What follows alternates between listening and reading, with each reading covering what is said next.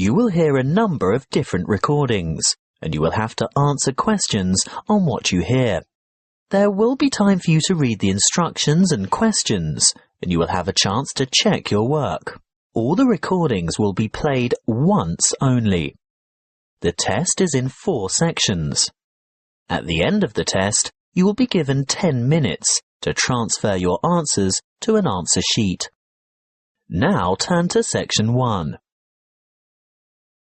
Section 1. You will hear a conversation between a commercial property letting agent and a businessman who wants to move his business to new premises. First, you have some time to look at questions 1 to 6.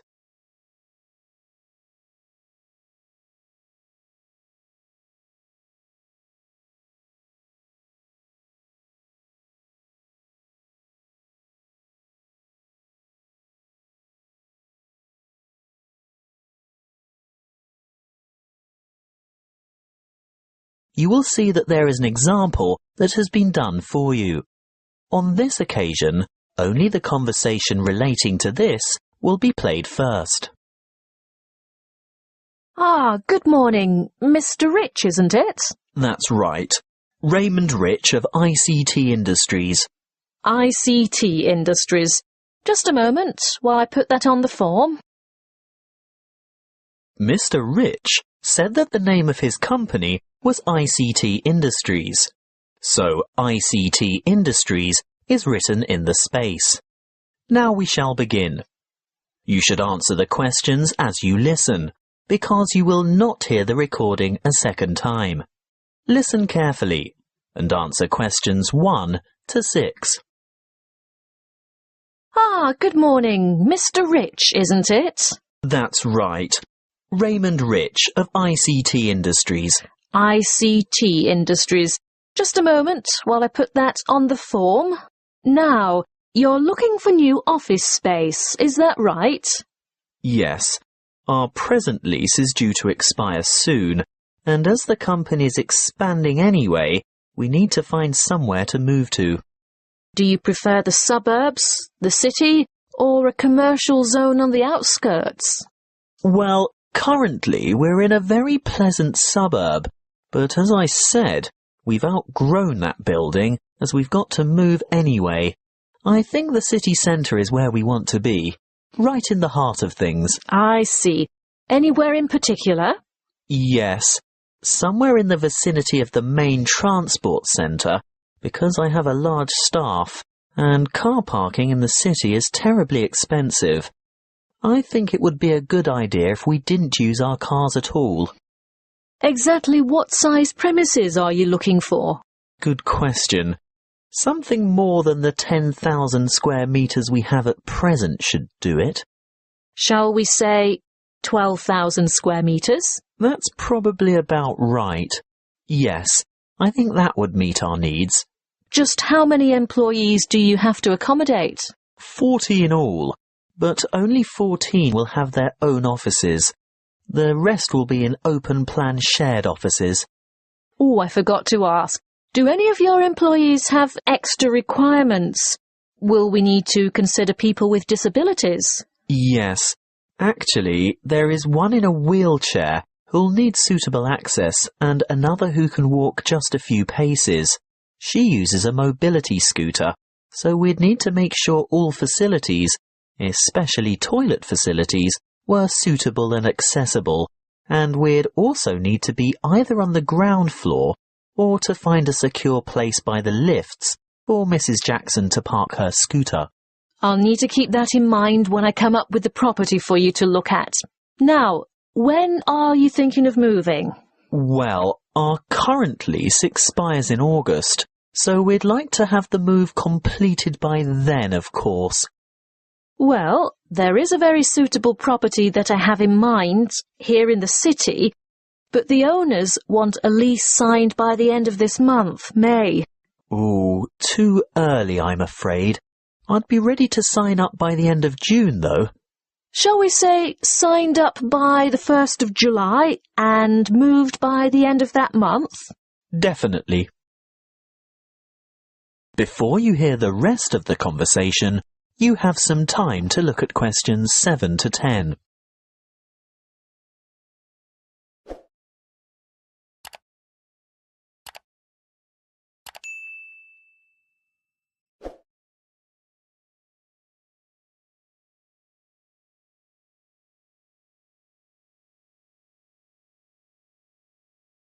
Now listen and answer questions 7 to 10. Well, I'll keep your requirements in mind and let you know when something comes up. Wait a minute. There is a vacant office space on the 10th floor of this very building. Would you care to take a look? It has only just become available, but I haven't started marketing it yet because it's in need of a bit of a makeover. The floor area is about the right size. Good. Let's see it then. Well, what do you think? Elevator access is great, and the lobby area is roomy enough for that disability vehicle you were telling me about. Oh, I don't know. There are too many small offices. Would we be able to take out a few of these walls and make bigger work areas? I don't see why not. Most of them are just partitions. Obviously, load-bearing walls can't be touched, but there aren't many of those to worry about. What about kitchen and dining facilities? We like our staff to feel comfortable eating at work. If they go out for lunch, it often leads to extended lunch hours and lost time. Come this way. This is the kitchen. Ooh, it's a bit pokey. We'd need to enlarge it somehow. What's behind the wall here? There's just a storeroom.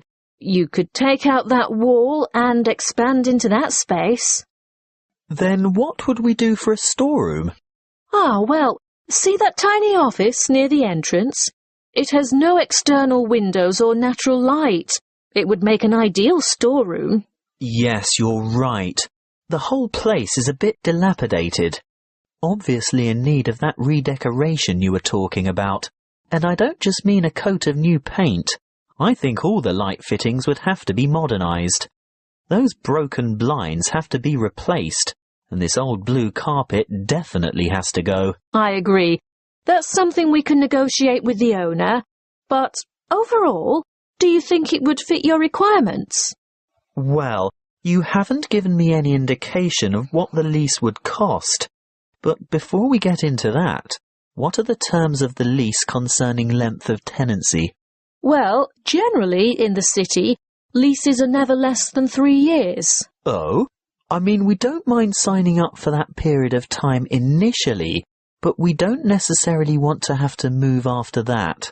We've been in our last place for 10 years, you know.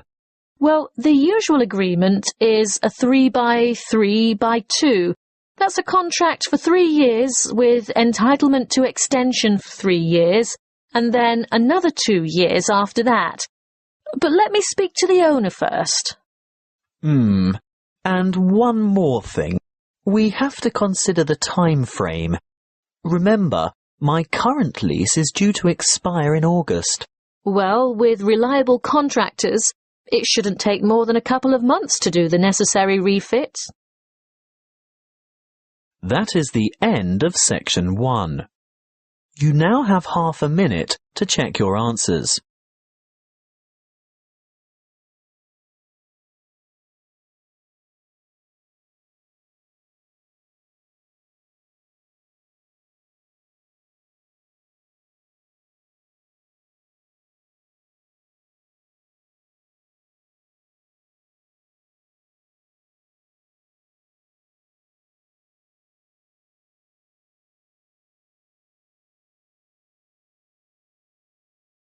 Now turn to section 2. Section 2. You will hear a student counsellor giving information and advice about further study. First, you have some time to look at questions 11 to 14.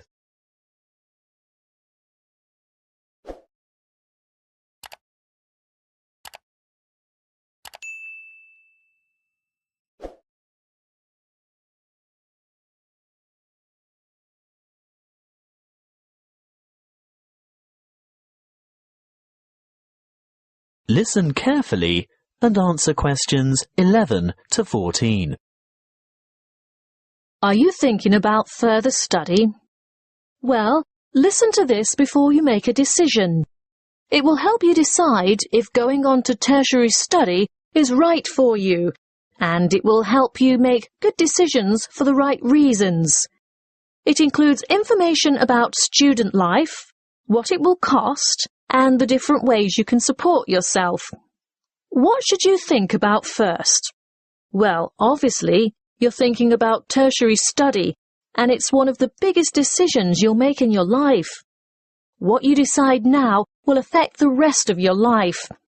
It's the last year of high school for most of you, and you're busy and under pressure. Perhaps you're thinking of going abroad, getting a job, or working for just a year or two to save some money before getting back to study.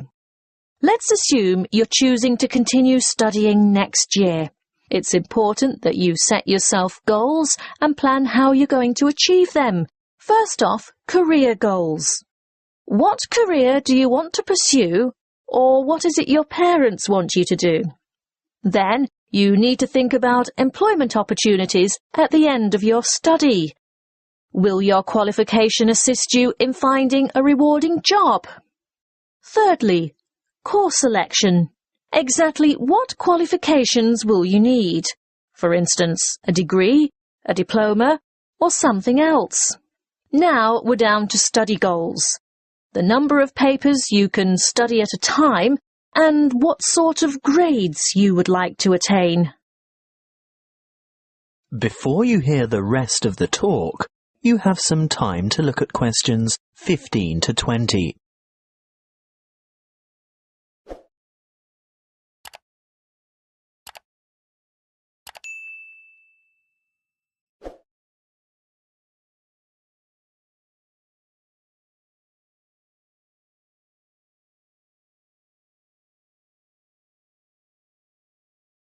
Now listen and answer questions 15 to 20. Now, how do you make all that happen? You might feel overwhelmed by all the choices, but there are people and agencies to help.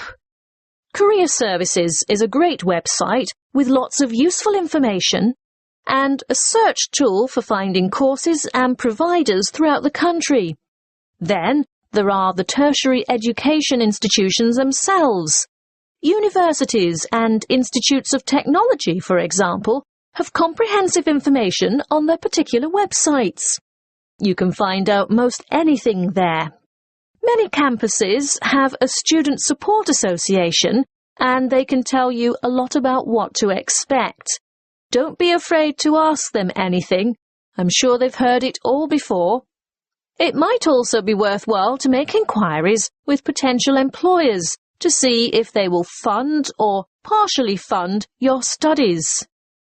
If it is a trade you want to learn, the apprenticeship scheme will help you earn while you learn. That way you'll get valuable work experience while you're studying. If you're still at school, then search out your school careers advisor, who will have a variety of information and resources at hand and be able to give you the kind of guidance you need to make a fully informed decision. And, last but not least, don't forget your parents and other family members.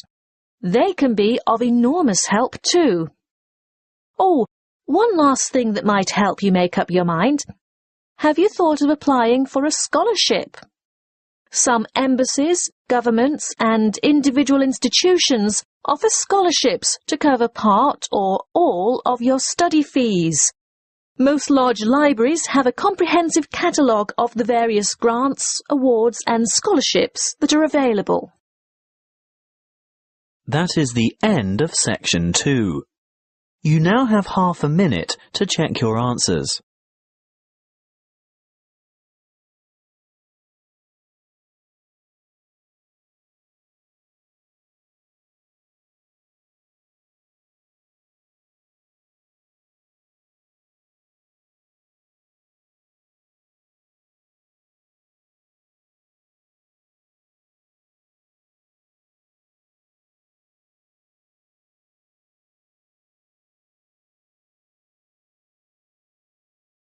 Now turn to Section 3.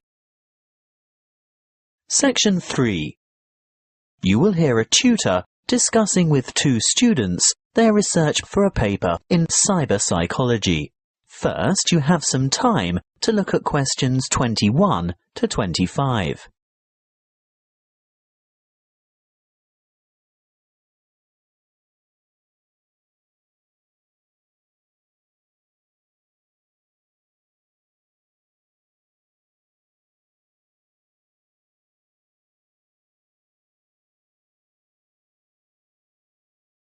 Listen carefully and answer questions 21 to 25. I'm very glad that the two of you decided to pursue this research topic, because I think it's not only much needed, but very relevant to current psychological concerns about addiction issues in young people. Now, tell me, how did you get started? Well, we looked around for problems, or perceived problems, that teenagers in general might encounter, and we came up with the extremely popular phenomenon of instant messaging and the implications that the use or overuse of this form of communication might have on teen behaviour. Then we decided to propose the concept of instant messaging addiction. By the way, do you mind if we abbreviate instant messaging to IM in our discussion? Not at all. But before you go any further, tell me something about the demographic sample you used. We chose a random sample of teenagers from Jiangsu province from a typical public middle school, and we considered this group to be representative of teenagers in urban China. We distributed 500 questionnaires and 450 were returned. The sample group was on average aged between 14 and 15 years. Internet addiction, or technological addiction as it's sometimes called, has been studied many times before. What makes your research different?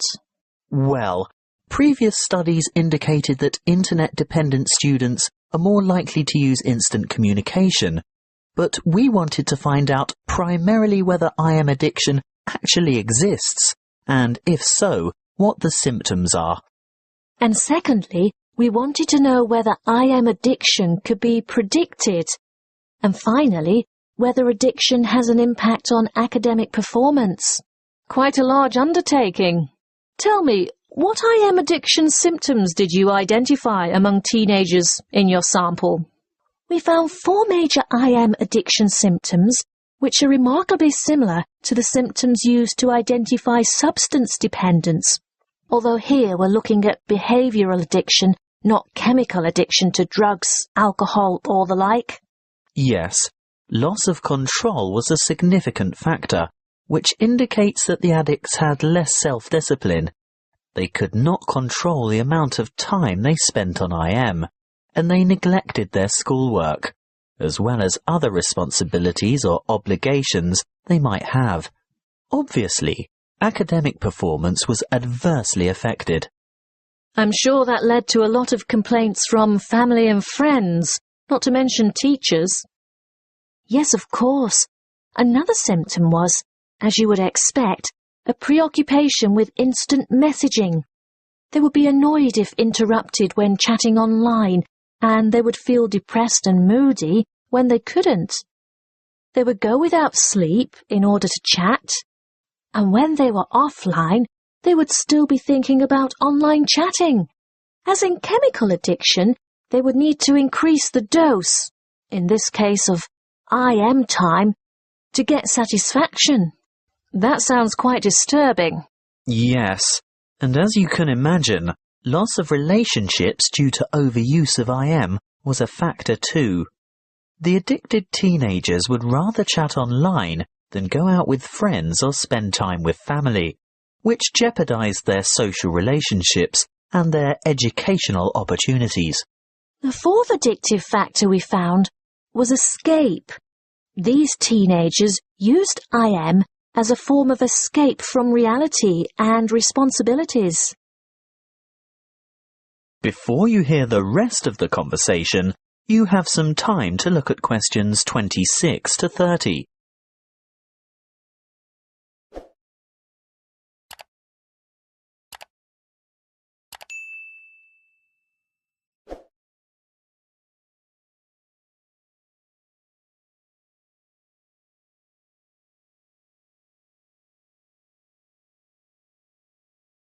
Now listen and answer questions 26 to 30. And can IM addiction be predicted? Well, we found a definite correlation between shyness and IM addiction. Not only shyness, but also a feeling of alienation was a predictor too. Alienation from family, peers, and school. So the more alienated they feel, the more they look for affection, friendship, and social support through IM. Exactly. But interestingly, what we found was that alienation was a predictor for addiction, but not necessarily related to a high level of IM use. How do you explain that? One possible explanation we considered was that those who were not alienated would communicate frequently with their friends through IM, but addicts, on the other hand, are probably looking for friendship through online chatting with strangers. Look, we're just about out of time. I'm really looking forward to reading your paper when you've finished it. But before I go, can you quickly sum up your conclusions? By looking at behavioural patterns and psychological characteristics, we were able to establish that there is a difference between high level of IM use and IM addiction as such. And that there are certain positive predictors for addiction. And our findings showed that teenagers' level of use of IM affected their academic performance. So you're saying that IM addiction detracts from the students' academic performance? That's what we set out to prove, and there's absolutely no doubt. Addicted students perform badly at school. But what we also found is that there is a correlation between the level of IM use and schoolwork. So not just the addicts suffer low scores? Precisely. Our results show that the higher the level of IM use, regardless of whether addiction is involved, the more negative impact there is on academic performance. Your research shows then that not only should teachers and parents be on the lookout for those teenagers who might be vulnerable to IM addiction, but that parents should pay close attention and provide proper guidance and monitor their teenagers' level of use of instant messaging. Yes, that's it in a nutshell. That is the end of section 3. You now have half a minute to check your answers.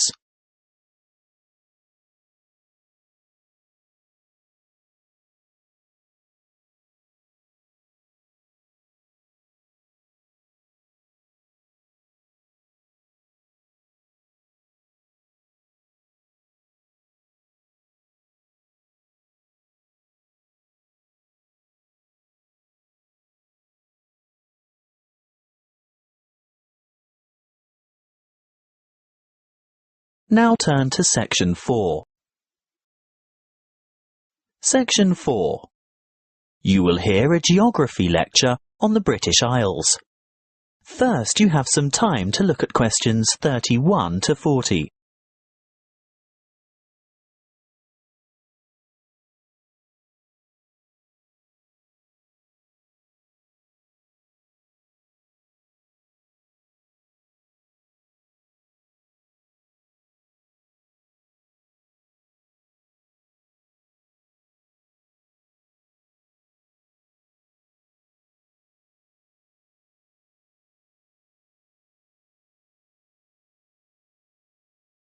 Listen carefully and answer questions 31 to 40. Hello, I'm glad so many of you have turned out to hear what I have to say today about the British Isles, that area of the Eastern Atlantic that we Americans find so confusing. I'm afraid just looking at a map or a page in the atlas doesn't necessarily explain the geographic terminology. In referring to the British Isles, a word of apology for those of you of Irish descent. That is, those whose ancestors come from Eire, the Republic of Ireland.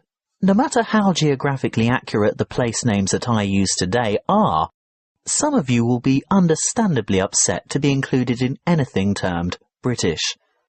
I have a very useful image that might help you differentiate between the various labels that distinguish the political and geographic reality of the so-called British Isles. I want to show you a Venn diagram, which is a mathematical illustration that shows all the possible relationships between sets. Look at this Venn diagram, and you will see that the geographical terminology is in bold, while the political terms are in italics. See here the British Isles in bold and the British Islands in italics. The aim of this lecture is to explain the meanings of and relationships among those terms. In geographical terms, you will see that the British Isles is an archipelago made up of the two large islands of Great Britain and Ireland, and including many smaller surrounding islands. Of course, you can't tell from the Venn diagram the true comparative size of these islands. You'll need to look at the map for that. But take my word for it, Great Britain is the largest island of the archipelago, followed by Ireland, which in reality, geographically, lies to the west, and there are over 1,000 smaller islands. Now, in political terms, the United Kingdom of Great Britain and Northern Ireland is the constitutional monarchy, which includes the island of Great Britain, some small nearby islands, although not the Isle of Man or the Channel Islands, and the northeastern part of the island of Ireland. Thank goodness it is generally shortened to United Kingdom, the UK, Great Britain, or even the abbreviation GB, although none of these are strictly correct, of course. You'd better listen carefully to the next part, because, I warn you, it is very confusing. Ireland is the name of the sovereign republic occupying the larger part of the island of Ireland. But to distinguish it from the name of the island itself, and most importantly from the other part, which belongs to the UK, it is called the Republic of Ireland, or its Irish language name, Eire. That's E-I-R-E, even though Eire directly translates as Ireland. The smaller portion of the island is called Northern Ireland. The partition of Ireland took place in 1922, after a great history of struggle that we won't go into here. England, Scotland, Wales and Northern Ireland are legal jurisdictions within the United Kingdom, but Great Britain refers to the countries of England, Wales and Scotland as a unit. The British Islands contain the United Kingdom, the Channel Islands, made up of Guernsey and Jersey, and Isle of Man, which all have the British monarch as head of state. Interestingly, the Isle of Man, although governed as a British Crown dependency, has its own parliament, but relies on the UK for defence and in matters of external relations. So, you've learnt something about the geographical and political confusion surrounding the British Isles. Let's have a look at some of the linguistic confusion. To start with, there isn't an adjective to refer to the United Kingdom, so the term British is generally used. However, that means that citizens of Northern Ireland, although not on the island of Great Britain, still describe themselves as British, because this reflects their political and cultural identity. Irish, in a political sense, refers to the Republic only, so sometimes citizens of Northern Ireland would call themselves Northern Irish as a point of difference. Of course, the Northern in Northern Irish is not completely accurate either, as the most northerly peninsula on the island is in the county of Donegal, which is part of the Republic. Okay, we might get in a muddle over the term Irish, but at least Scottish, Welsh and English should be self-explanatory. Apparently not to us Americans, and Europeans are often guilty of this too. We often use the term English incorrectly to mean British. I'd have to be the first to admit to calling my Welsh colleague English, which really gets his heckles up. He is Welsh, he tells me, and he may also be British, but he is definitely not English. Just one more thing. What is the British Commonwealth? It's a voluntary association of independent states, many of which were former British colonies. In fact, what was primarily the old British Empire. However, it's no longer known as the British Commonwealth, but is now called the Commonwealth of Nations instead, presumably because current members do not want to remember the old colonial ties. That is the end of section 4. You now have half a minute to check your answers.